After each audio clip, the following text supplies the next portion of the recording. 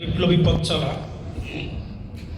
স্বপ্নের যে পথ চলা, বিপ্লবের ইসলামী খেলাফত পুনঃপ্রতিষ্ঠার ধারণায় আমাদের যে যাত্রা শুরু হয়েছিল সেই দ্বারা অব্যাহত আছে, সেই দ্বারা চলতে থাকবে। ইসলামী আন্দোলন বাংলাদেশ বাংলার জমিনে যে সম্ভাবনাময়ী শক্তি হয়ে উঠেছে সেটাকে মানজিলে মাকসুদে পৌঁছবার জন্য, নিয়ে যাওয়ার জন্য প্রধান এবং সবচেয়ে কার্যকর শক্তি হিসেবে ইসলামী ছাত্র আন্দোলন এই ভূমিকা পালন করতে হবে। ইনশাআল্লাহ সেটা আমরা করবার চেষ্টা করে যাব ইনশাআল্লাহ। প্রাণের সংগঠন ইসলামী ছাত্র আন্দোলন বাংলাদেশ 30 বছর 33 বছর পেরিয়ে গেছে। সময়ের হিসাবে অনেক বড় একটা সময় আমরা পার করেছি। আমাদের অর্জন আমাদের শক্তির জায়গায় খুব একটা ছোট না, আলহামদুলিল্লাহ।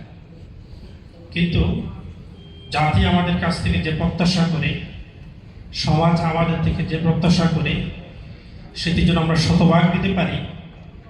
সেজন্য আমাদের সবাইকে কাঁধে কাঁধে মিলিয়ে একসাথে কাজ করব, একসাথে দিগ্বিজয়ের স্বপ্ন লালন করে সামনের দিকে আমরা এগিয়ে যাবো ইনশাআল্লাহ। আজকের এই দিনে খলিফা হযরত আবু বকর রাদিয়াল্লাহু তাআলা আনহুর মতোই আমি বলতে চাই, আপনাদের জিম্মাদার এবং দায়িত্বশীল হিসেবে দায়িত্বে এসেছি। আমাদের সংগঠনের কনসেপ্ট বোঝাপড়া, বস্তুবাদী সংগঠনের কনসেপ্ট বোঝাপড়ার মধ্যে আকাশ জমিনের ফারাক আছে।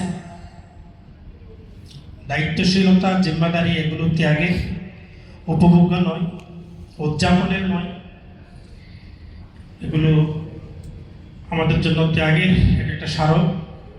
সুতরাং দিন প্রতিষ্ঠার ক্ষেত্রে আমরা প্রত্যেকে নিজ নিজ দায়িত্বের বিষয়টা আমরা অনুধাবন করে সামনে এগিয়ে যাব। আল্লাহ পাক আমাদের সবাইকে কবুল করুক।